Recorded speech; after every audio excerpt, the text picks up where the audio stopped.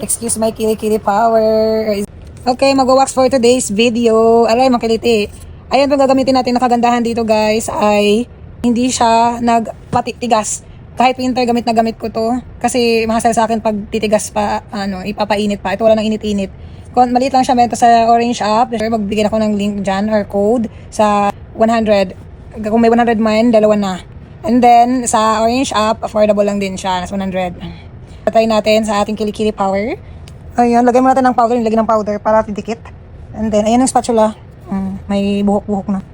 Kung saan yung tubo, dun mo hihilain. Ang nakalagay dyan ay painless. Pero wala, basta wax paint, hindi talaga painless yan. Free. May spatula, saka meron na rin siyang ganito. Ito, maganda kasi pag nag-wax kasi matagal tumubo. Aray, hindi painless. Nakuha ba? Ala, sabi na, basta maliliit. Kasi makapal, manipis kasi siguro sa'yo.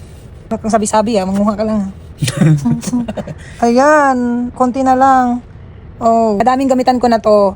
Mga 3 to 4 gamit ko na to, depende sa mga buhok nyo. Kasi niligagamit ko din siya sa legs, tsaka sa binti. Ang daming buhok-buhok dun. Okay, so tapos na.